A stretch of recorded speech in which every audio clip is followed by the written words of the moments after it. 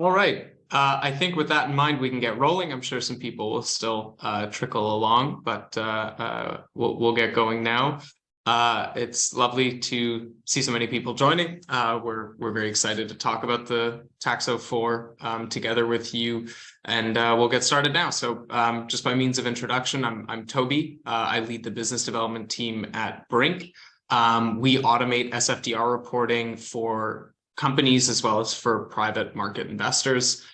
We do that by combining software with advanced machine learning, with and specifically natural language processing, and also add in our own advisory. And I think that's a great transition over to Taz, Sustainable Finance Manager at Briink. Taz, over to you. Yeah, thanks, Toby.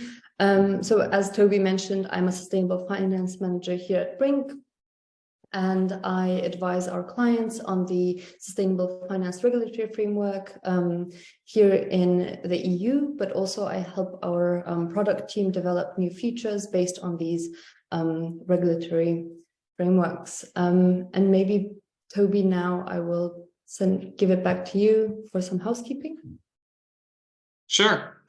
So as always in our webinars, we like to start just with a bit of housekeeping and some disclaimers. So this webinar will be recorded. That means you and other attendees are able to view it afterwards if there's any information you'd like to review, but do keep that in mind, of course. In general, disclaimer that we do not provide legal advice. This is our interpretation. And of course, if you are looking for legal and compliance advisory, it's recommended that you reach out to us directly for that separately, or to a lawyer, of course. You can leave your questions in our Q&A throughout this entire webinar. We're going to answer as many of them as we can at the end. Those that we can't get to, of course, we're going to answer after the fact. If there are very specific questions, right, on specific activities or specific clauses, there is a chance we're not going to be able to answer them in this call, since of course we can't do research while we're talking with you. If that is the case, again, you'll receive an answer after the fact. Finally, we're going to have our contact information at the end here for any follow-up questions that you might have if you'd like to learn more about what it is we've built and how we support funds and companies. Taz, over to you. Great, thanks, Toby. Yeah, well, before I jump into the sort of newly published delegated acts and all the sort of updates that come with it, I just quickly wanted to talk about the Sustainable Finance Disclosure Regulation and the EU Taxonomy for Sustainable Economic Activities, and mainly the relationship that the two of them have. The aim, of course, of both of these regulations is to prevent greenwashing. And because of that, these two are very sort of closely intertwined, and they reference each other throughout the regulation. However, the way that they achieve this preventing greenwashing is completely different for SFDR than it is for EU Taxonomy. For example, the SFDR does not define what are sustainable investments. Rather, it gives the investors and the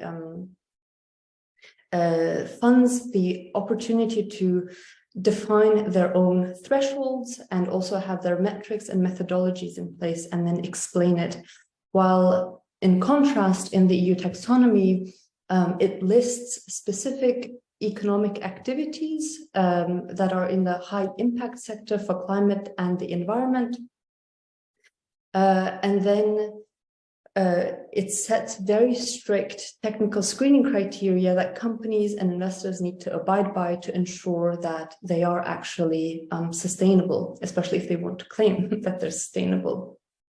So why is this actually relevant? Why is the taxonomy relevant for investors?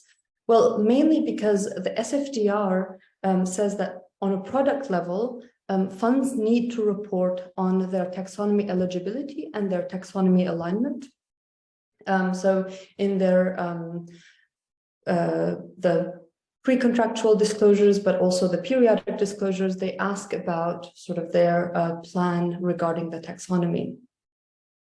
And it's important because of this, it's of course important for funds to understand whether their underlying assets are taxonomy eligible or aligned.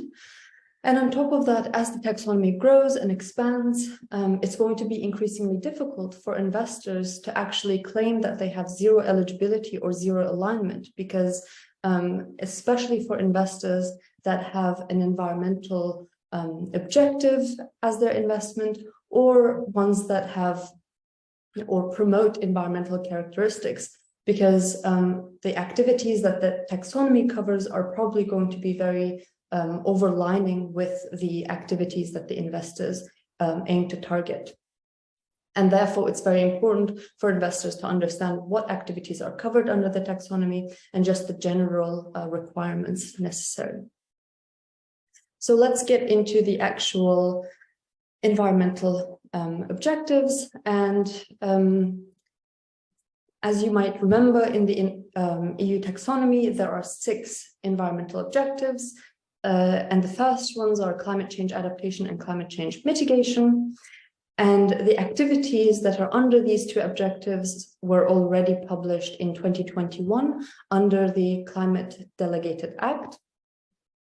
However, in April, the EU Commission has introduced the Environmental Delegated Act, and the other 4 objectives and the activities that fall under those 4 objectives are also introduced in this Environmental Delegated Act. The Environmental Delegated Act is also known as the Taxo4. So the other 4 objectives are the sustainable use and protection of water and marine resources. It's the protection and restoration of biodiversity and ecosystems, transition to circular economy, and pollution prevention and control. So how many activities were actually published? So in the Environmental Delegated Act, the Commission has introduced 35 new activities, and then 13 additional activities under the Climate Delegated Act. So that would be for climate change adaptation and climate change mitigation.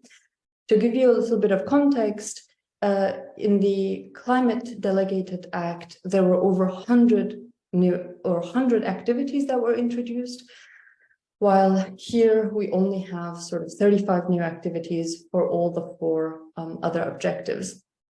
And on the other, to top that over, the Platform on Sustainable Finance, which is the advisory group to the EU Commission, has recommended in 2020, once in March and then in November, over 70 activities. So as you can see, the Commission has decided to almost have that number and in total introduce only about 48 new activities. That's for all the sort of objectives.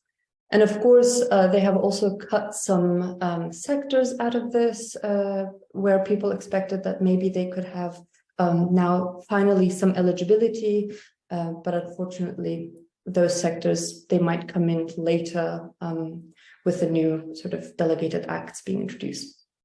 However, there are still some good news in the updated delegated act, and specifically it's around these catch-all activities. And they, as you can see, they're mainly around the circular economy and the climate change adaptation. But basically, these catch-all activities are generally tend to be sector agnostic, meaning that companies with different, even though they belong to different industries, they can still claim eligibility under the same activities. For example, a car manufacturer, if they have leasing activities, they could potentially claim eligibility under product as a service. Or, for example, repair, refurbishment, and remanufacturing, sale parts, etc. However, one thing to keep in mind here is that in the Environmental Delegated Act, the Commission has decided to connect the activities to the NACE codes. And while this was the case also previously in the Climate Delegated Act, the reason why I bring this up is because in the Environmental Delegated Act, they have made it much more closer to the NACE codes, while in the Climate Delegated Act, it was more suggestive. So in this situation, I would say it's in the new activities, it's more strict, and you would really have to look at sort of your underlying assets or your company and ensure that the sectors that are listed or the NACE codes match with your company before claiming eligibility. Yeah, so now I just quickly want to go over the timeline for these draft delegated acts. So the feedback deadline is May 3rd, which is today. So you still have some time until midnight today to go and give some feedback on the delegated acts. But once that's finalized and we have the final drafts on these, it's expected to come into force sometime in June and July, once it's voted on, and then it's also published on the official journal of the European Union. And then it will apply, the regulation itself will apply from 2024, but the companies will have to start reporting on their alignment in 2025, and the financial market participants will have to start reporting on their alignment in 2026. However, it's still, I think, here important to mention that because the regulation will apply in 2024, investors under the SFDR, if they want to report on the newly introduced activities starting from 24, they can already do so. So although here it says for financial market participants, it's from 26, this is more on the entity level. I'd like to share a couple things I've seen in the market. I spend a lot of my time speaking very directly with investors as well as corporates, tackling taxonomy reporting, and now, of course, evaluating their strategies against the new updates. And then from there, we'll move into a Q&A. So there were really five. I've tried to condense what I've been hearing in the market down into 5 points. Given the Taxo4 update, which has been released and is now in draft, I think first and foremost, of course, we're still seeing confusion in the market around the taxonomy. That's not going anywhere. That didn't. It's not like that didn't exist before the Taxo4 draft was released. However, we've started hearing from certain investors real concerns around added complexity. Of course, there's, I believe, 48 new activities coming in for objectives. There's, you can expect more to come in the future. The market, some participants in the market are concerned, of course, about their reporting requirements and what may still need to come. What we also see, especially on the negative side, is investors, for instance, in agriculture, that have not been included in this long-awaited regulatory update are frustrated. We see certain industries like agriculture where there is a significant opportunity for contribution to our sustainability objectives and our sustainability transition. Given that the EU has tapped the taxonomy on the shoulder as being our sort of a uniform or common language of sustainability, it's understandably very disappointing for certain investors and corporates to see that their activities, which may have a tremendous and beneficial sustainability impact, are not included. So we see a lot of investors in their pre-contractual disclosures and in their reporting that are relying or have to rely, frankly, on sustainability assessment methodologies or frameworks external to the taxonomy, whether that's proprietary or whether that's borrowing from other frameworks. Taz, I know this is a big topic at the Briink team. I wanted to ask if there's anything you wanted to add to that. Yeah, I just wanted to also add that apart from the agricultural sector, one sector that has previously been suggested by the Platform on Sustainable Finance, but the Commission has decided to cut, is also sort of textile and clothing industry, which, as we know, also is very prone to greenwashing. If you've read in the past years. For example, the greenwashing claims that were made against H&M and all the other fast fashion companies, but also they have decided to cut any kind of leather goods. So that would be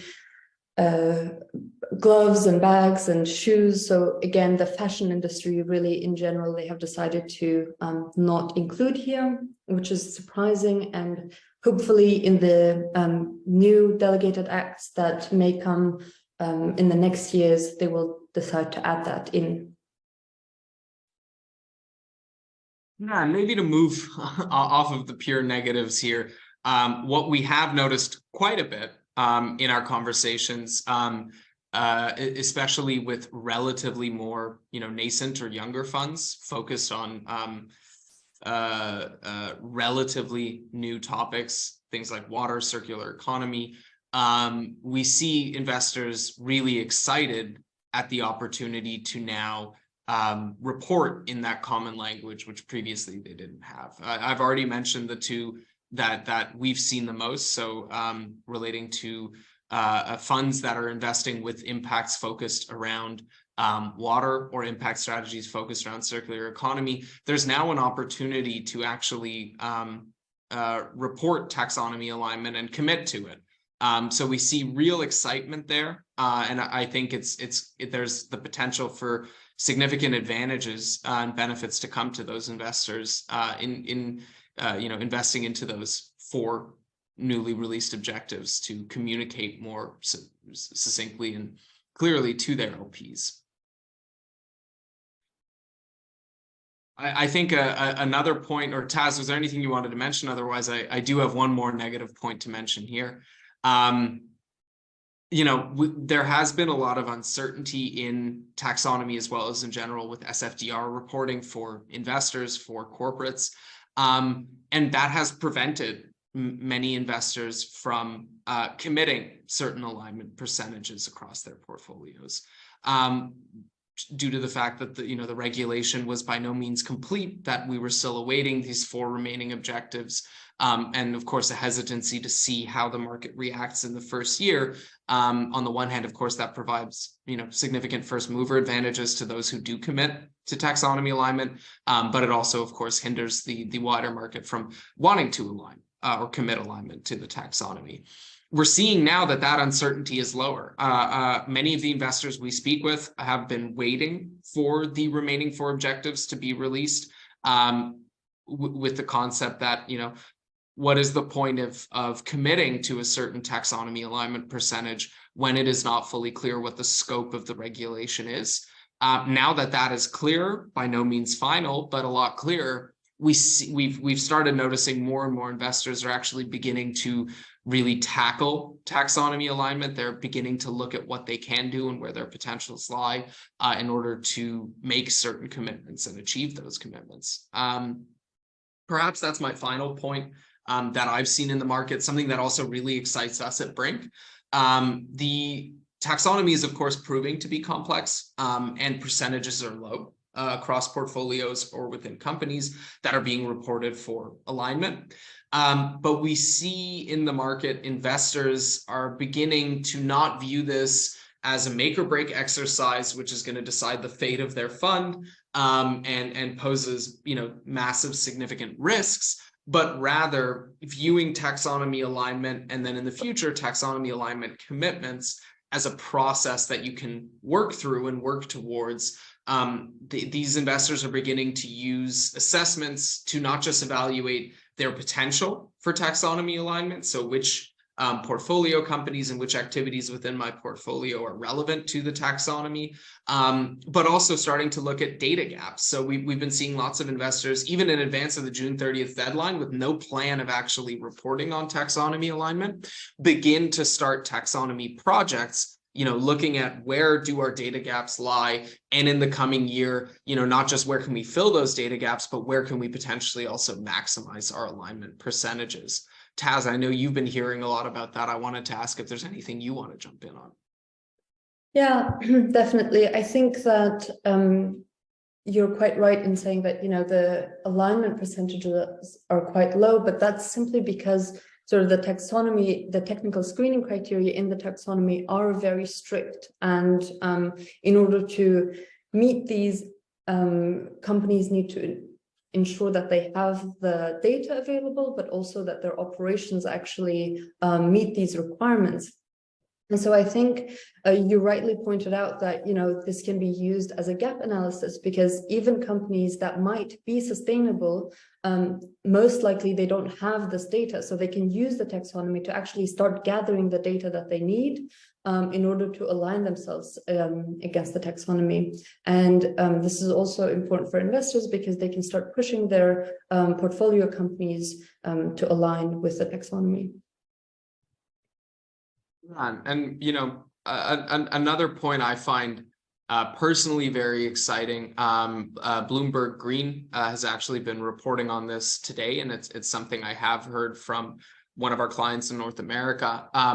Given the controversies that exist at the moment in the American market and political atmosphere around ESG evaluations and analyses for investors, biodiversity has not entered that conversation and is being treated as sort of a bipartisan issue.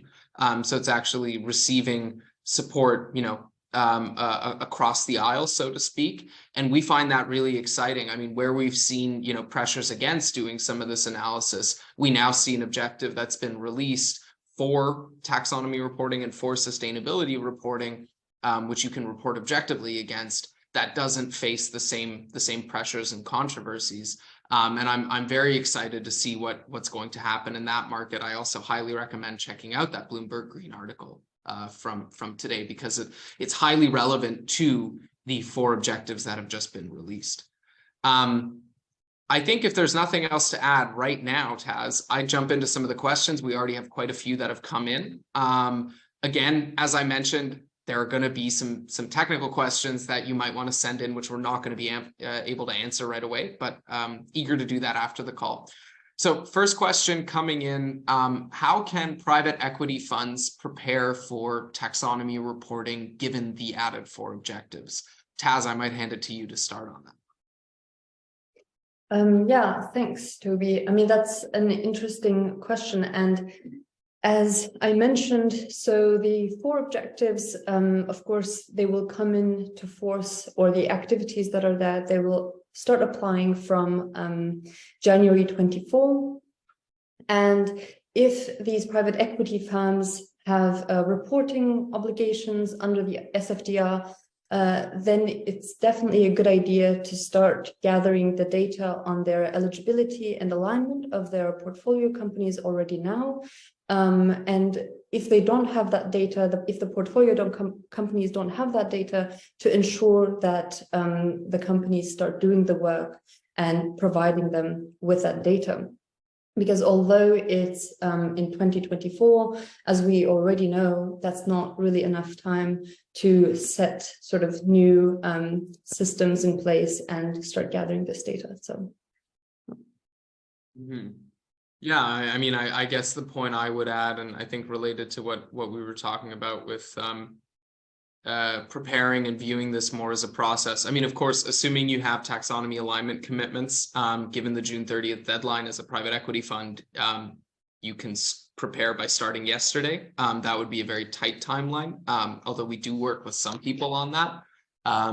In general, I think it's a great time to start looking at what are the activities that are present and relevant across my portfolio, and viewing it not as are we aligned or not, but rather what are the steps we're going to need to take in the coming year, 2 years, or 3 years, maybe even more, to achieve alignment. And I think, as Taz has rightfully pointed out, that is the way or the best practice we've seen for actually conducting taxonomy reporting and beginning to evaluate how you can align with the regulation. Taz, I'll move on to the next question. It's a very general one, but whoever asked it, I'm quite excited. Who is affected most by the Taxo4 update?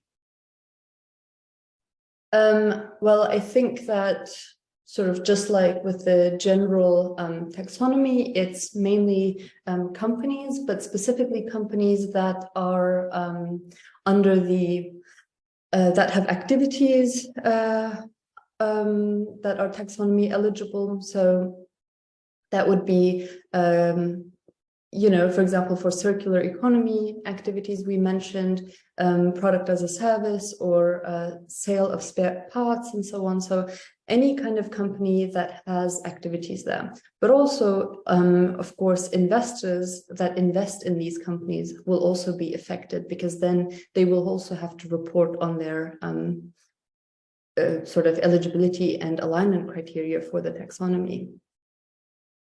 Is there anything you want to add, Toby? I find it, I mean, I think it's an interesting question. I find it hard to say who is affected most. I think anyone who has any form of taxonomy obligation needs to be thinking about this.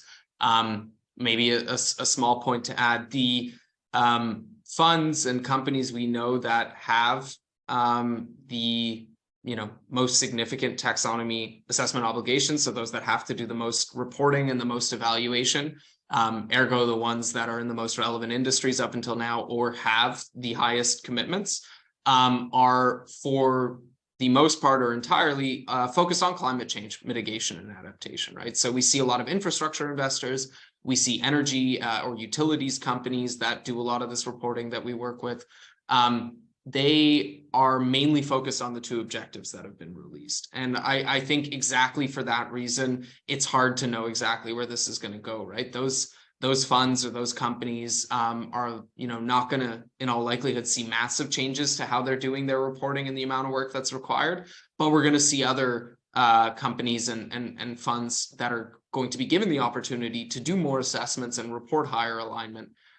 So it's a little challenging to say, but of course, if you are investing into one of those four objectives, you now have the opportunity, but potentially also the obligation to do more reporting.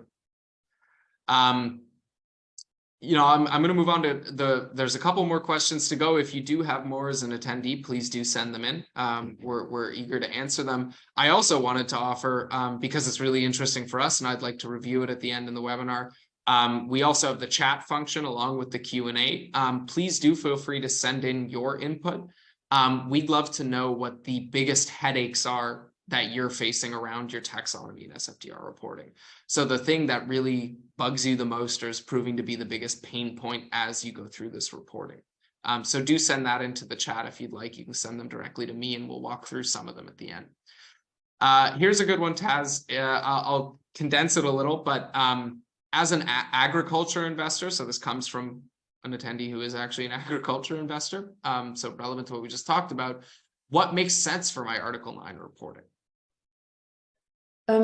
Yeah, I mean, as we mentioned earlier, or as Toby, you just mentioned, is that unfortunately the agricultural activities have been left out of the taxonomy. So what that means is, of course, an Article 9 fund that focuses on agriculture cannot really use the taxonomy to report on their sort of environmental sustainability.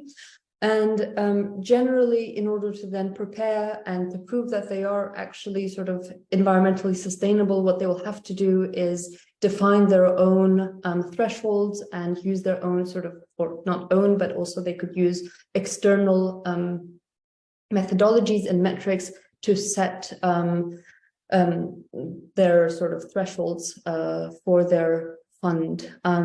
Hopefully in the future, the Commission will come out with sort of more activities that also have the agricultural activities or add the agricultural activities into the taxonomy. But at the moment, they will just have to continue sort of creating their own methodologies. Mm-hmm. Yeah, I think I got nothing to add there, except you do still have a day where you can send in, of course, your feedback and commentary on the Taxo4 updates. And of course, it makes a lot of sense to do that and voice your concern. Moving along, and I guess relevant to that, is there a chance the Taxo4 activities may still change drastically before being released? Well, I wouldn't say drastically. Of course, there is the chance that some things might change and they might add certain clarifications. Certain dates might still change. However, I don't see that any drastic changes will be made sort of before it's actually finalized. If they want to add new activities, or if they get a lot of feedback saying that some activities are missing, most likely they will then add another new delegated act or introduce a new delegated act sometime either this year or next year. But I don't see any drastic changes happening to the current draft. Yeah, I think that leads well into the next question, actually, from the same asker. Do you expect more activities to be added after the finalization of the current Taxo4 activities? I'm going to hand to you in a second, Taz, but I can say definitively yes, we do expect that. It is absolutely expected that more activities will be added, activities will be amended. If there's one thing we know, it's that the taxonomy, as well as the wider SFDR or even the EU action plan, is a living and breathing set of legislation. It has to be, given the timelines in which it needs to be released in order to have the impact that is needed. And also given, you know, how wide a sustainability and broad a sustainability transition must be, things are by no means static. They're very fluid. We've actually encountered changes. You know, I mean, the taxonomy alone has, we estimate, around 30,000 pages of connected regulatory text. And that, you know, any one of those pages or any one word or sentence or paragraph within one of those pages can change. If it's a connected regulation, if it's the taxonomy itself, and that does happen. We've actually used machine learning, you know, to track that out and map it, because we've encountered those changes so much in Briink. So we've approached it with natural language processing, the form of AI that we employ, which you may know from ChatGPT, where we've really connected and mapped the taxonomy itself and all of the footnotes and regulations that are referenced throughout it, in order to create a graph database where we actually keep track of what's going on, what's changing, and of course, dynamically within our own solution, update everything just to make sure that there, you know, nothing ever goes missed, because that does happen often, and it's an anxiety that we've experienced and that we know many investors as well as corporates experience, that as you're working through this analysis, at any point something may change. Taz, I've rambled on there. Was there anything you wanted to add? I think you've done quite a good job, and you're right that, you know, the taxonomy is going to expand, and the aim is to cover as much of the economy as possible. Therefore, slowly, I think the Commission is going to continue introducing new activities. Yeah. Great. Another question here. Are there any activities or industries you expect to be added at some point in the future to the taxonomy?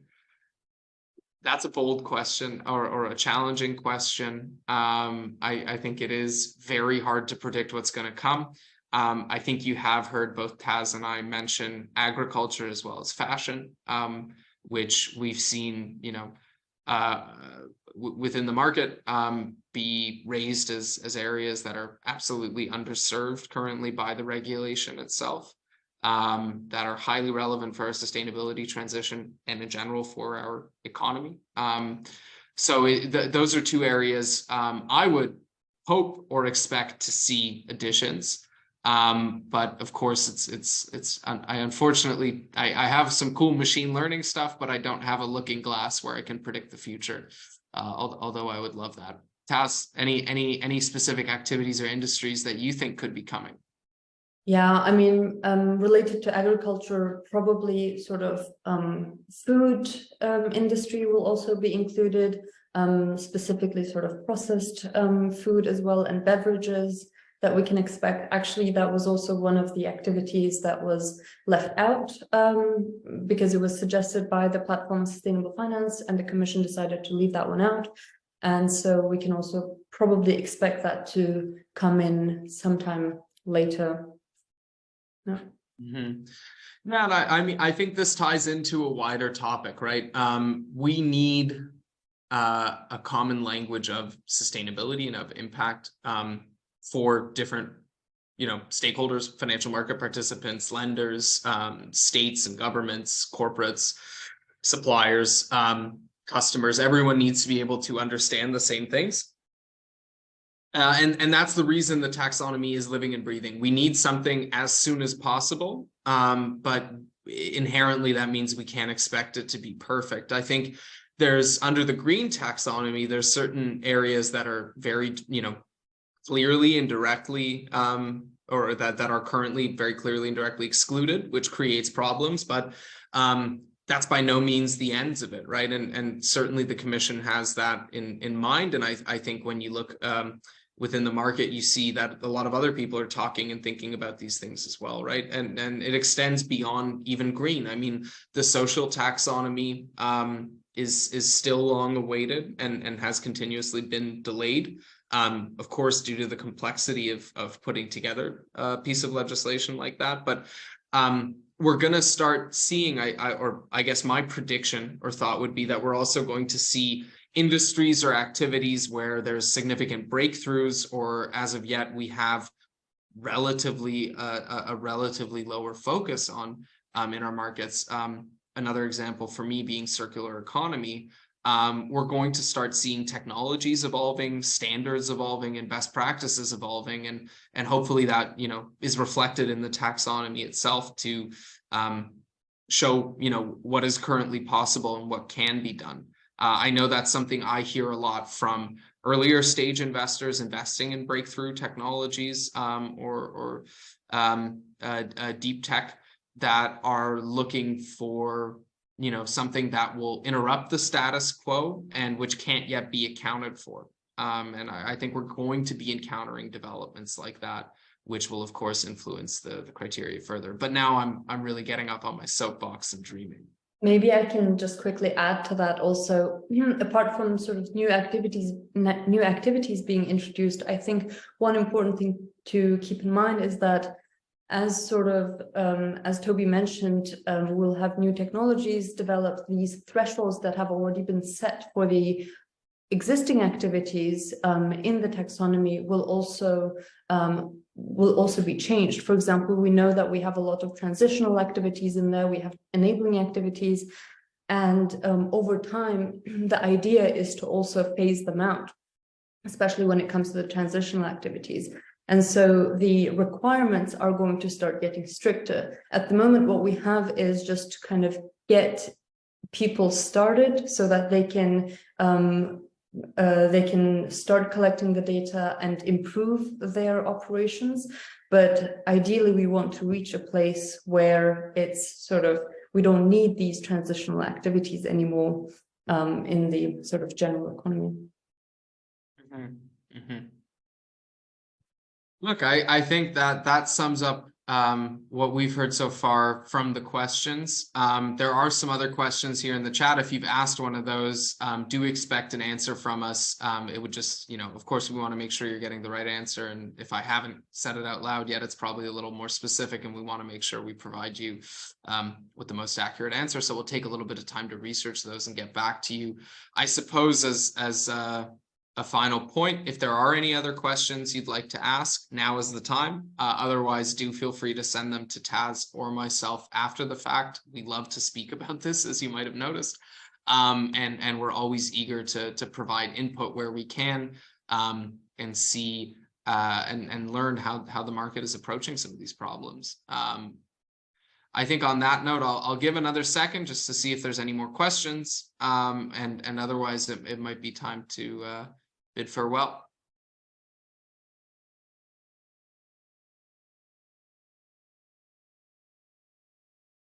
It looks like that's just about it. So Thanks so much for joining, everyone. Thank you, Taz, for participating today and bringing that regulatory expertise. As I mentioned, feel free to shoot us an email afterwards if you have any questions, or write me directly if you'd like to be sent that invite for our wait list for the AI product that's going to be coming out in the next month. We're more than eager to get it in front of you and have you test it.